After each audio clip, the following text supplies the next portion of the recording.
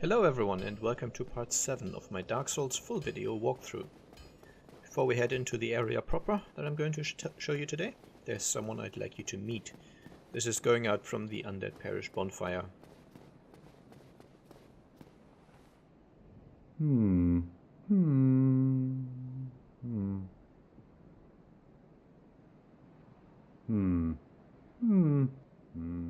Oh, forgive me. I was absorbed in thought. I am Siegmeyer of Katarina. Quite honestly, I've run flat up against a wall. Or a gate, I should say. The thing just won't budge, no matter how long I wait. And oh, have I waited. So here I sit, in quite a pickle, weighing my options, so to speak.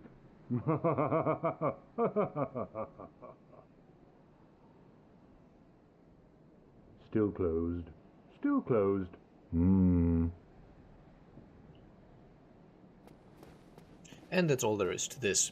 It will become relevant later on. Okay, now let's head into the Darkroot Forest. This is not really the main area of progression right now. Yeah, here you can see, by the way, how good the lightning spear is against this Titanite demon. But the forest contains a certain item that I really want for the next main area. And at least this section of forest is quite simple, quite basic, and can easily be handled at this point. So if you defeated the gargoyles, you are up for this area as well. Before we head on, let's quickly check our Seek Guidance Miracle. Because there's some stuff it can show us. So right here, just as you enter the forest, there's a message telling you to follow the shining flowers. They are scattered throughout the area and basically serve as a kind of guide. Right, so as I kill these guys, I should note that generally going forward with the playthrough, or playthroughs rather, the game is very non-linear, and I'm reaching the point where it opens up. And on the different characters, I want to do different things in different orders. So there will be one main path of progression that I will follow with the videos, but it may be that some characters will do certain areas before I reach them in the playthrough. I will draw attention to that if anything relevant happens about that. But aside from that, just bear with me. For example, I might get an item from an area to show something elsewhere, and then that actual item pickup will be shown in a later video. That sort of thing. Alright, so here there's a bit of an ambush. So kill the shrubbery attacking from the distance before triggering the other one. Or if your weapon is fast and strong enough, you can kill the ambushing one before the other has a chance to reach you. That also works. Okay. Now as you make your way further on, there's a slightly hidden item here that is easy to see on the way out, but on the way in is actually decently well hidden. And then there's also a convenient bonfire right here. So these demonic bushes have a chance to drop moss clumps. And especially if you're a new player, I would suggest farming a few of them. Maybe 10 of the purple ones, and also try to get a few of the blooming purple ones. The blood red ones you can ignore. Okay, so entering this little side cave here, there's another ambush. There are 3 of these enemies. And if you pick up the item in the middle, all 3 will jump up and attack you simultaneously. So you can do what I did and just kill them beforehand, thereby avoiding the ambush. Now if you reset the area by resting at a bonfire or dying, the ambush doesn't reset, so the 3 enemies will be standing there, and as you run by they will start attacking you. Okay, now I'm heading into this open area. To the right there is a tree that can actually be attacked. And this is quite easy to miss because it does blend in fairly well into the environment. It can move a little, so that tells you it's alive, but it is not necessarily easy to see if you're not paying close attention. And there's also these yellow frog-like creatures. More importantly, there's a message here telling you that the trees are moving. This is because you can drop into this particular area from above, and then you would be closed in by these trees. And this is just a little piece of advice telling you that you can in fact kill them. Although in this particular case, as you can see, I wouldn't have needed to kill the tree, I could have just walked past. Still killing it just in case I need a retreat at some point. I don't want the tree to block it. It shouldn't be necessary, but you never know. Okay, now heading to the opposite wall and kind of slowly making my way forward because there will be another event triggered in just a moment. And here there's the splashing sound and then these frogs jump up. Now the frogs can drop an item called Green Blossom, as you can see right here. But it's quite common that you get the drop but still don't get the item. By which I mean these enemies can be difficult to loot. Firstly, they have a good chance of falling through the floor or dropping off the edge, as you could see right there. So even though there was a drop, I wasn't able to get it. And then there's a soul item in the corner. Now this area is sort of scattered with these stone soldiers. With a strong enough physical weapon you can kill them before they can really do anything. If your weapon is weaker, it will take quite a few swings because they are very resilient to damage. In which case they can become a bit of a hassle to fight and you might want to consider upgrading your weapon before going in here. Now the previous one also dropped the stone great shield, and this one did as well, but it is actually a rare drop, so don't be fooled by me getting two of them. They're not exactly common drops. Right, moving on. That, by the way, was the wolf ring. That's the item I came here for. And then you can do this jump to get back to the earlier section. This is the ambush I showed you.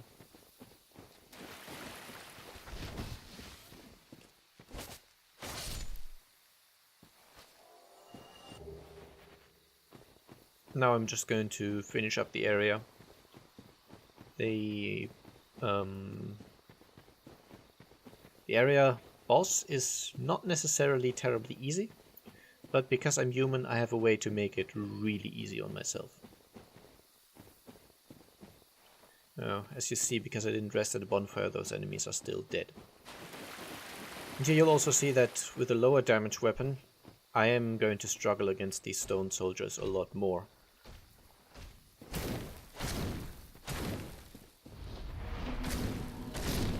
He just used a miracle called Tranquil Walk of Peace. And this is really the only reason they are very dangerous. If your damage isn't good enough to kill them quickly, then they will trigger that miracle. And it slows you down immensely.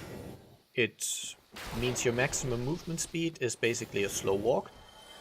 And you're unable to roll.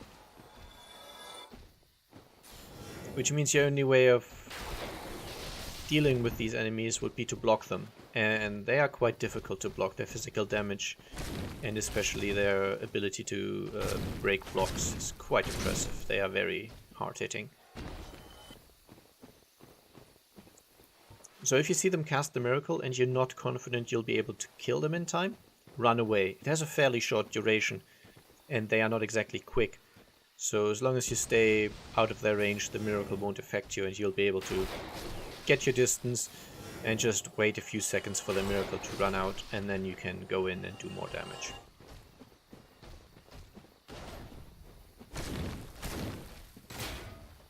And with this particular area here, it's very important to progress slowly, because there's 6 enemies lying in wait, and if you trigger all of them at once, it can become very difficult. And they are guarding the Elite Knight set, which is decently heavy. But if you like the looks of it, might be worth your time to get it.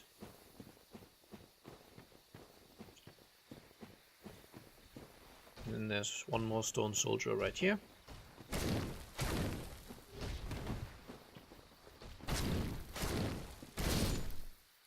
Just about managed to kill it. Okay, now that's kind of all optional for the area.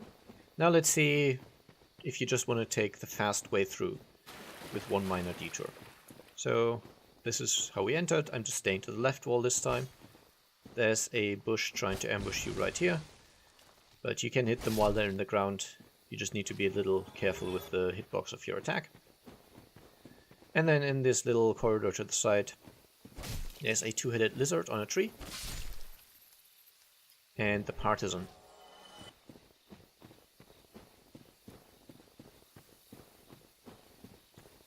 Now if you don't want the partisan, you can also ignore this particular section, but sticking to the left wall and moving further along. This is the stone soldier I killed earlier, by the way. There's another two-headed lizard on this tree. You might want to kill it. It has a poison attack which it will use if you get too close to it.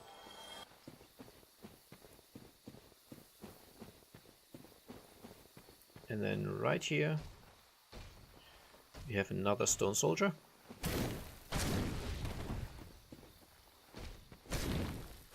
Now sometimes they will use their Tranquil Walk of Peace instantly, sometimes they'll do a few physical attacks first. Just be prepared for it. And hidden right in this corner is the summon sign for Witch Beatrice. And this is another one of those summons that is incredibly overpowered for the boss. There are a few of these throughout the game, which basically solo the boss fights.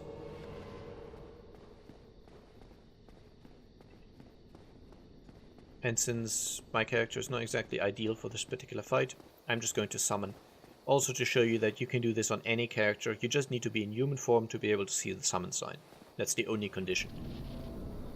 And then entering in here, the boss takes us quite a long time to actually become attackable. First it flies down, and even though I can lock on already, as you saw right there, for quite a while attacks still go through him, so be careful of that.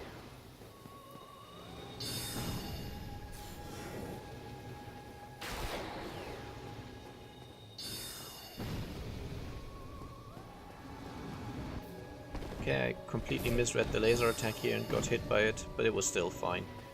And really, it's not that dangerous. If he flies over the bridge with low HP, kind of does a bit of a blast attack, but yeah, Beatrice has already killed him. Now, for most of the fight you won't be able to hit him with melee attacks, but for the more detailed strategies on the boss, just wait for the actual complete boss guide. This is just showing a quick and easy way to defeat the boss, to clear the area.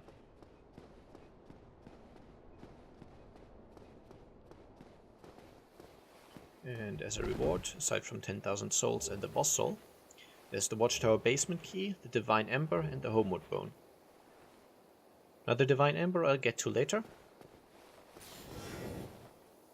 First, I wanted to just show you a little physics quirk.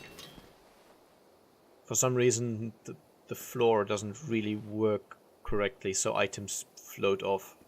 It looks funny, I just wanted to show you that. Alright, yeah, as I said, Divine Ember I'll get to, the Watchtower basement key I'll show you in a second, and the Homeward Bone is self-explanatory.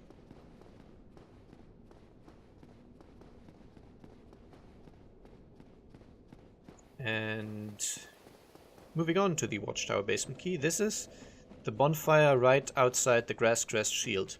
I've started here a few times, just wanted to make sure you know where we are. And now let's see.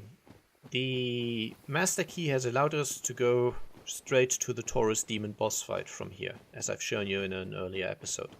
If you didn't grab the master key, this door will not have been open for you.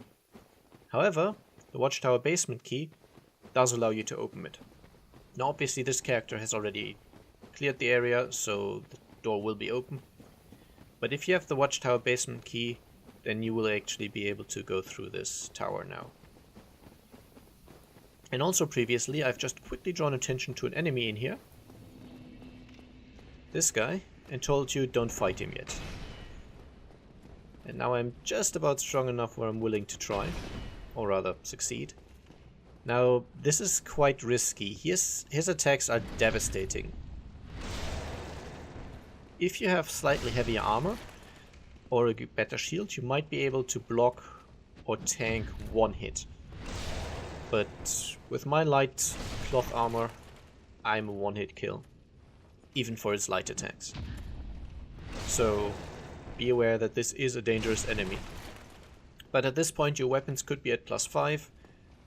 You maybe even upgraded your armor to something a little heavier. And so it's possible to kill him now without too much hassle. And my hand axe is not exactly a powerful weapon. Something like that Zweihander would have a much easier time. Now usually I wouldn't show you early ways to defeat something just for the sake of it unless there was something to be gained from it, and in this case that's also true. The reward for killing him is pretty nice. And this, by the way, is a slightly safer method. You can also just chain backstab him. And you don't need to stand in front of his weapon for a parry. You can just keep going around behind him for the backstabs, and that's a lot safer.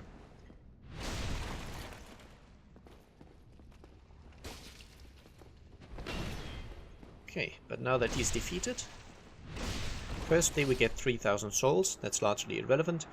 Much more importantly, he drops Havel's Ring. And this increases your equipment load by 50%. So note it goes from 55 to 82.5. And this allows you to carry much heavier equipment. Right, that's all I have to say for now. I hope you enjoyed. And as always, I would love some feedback, and bye bye.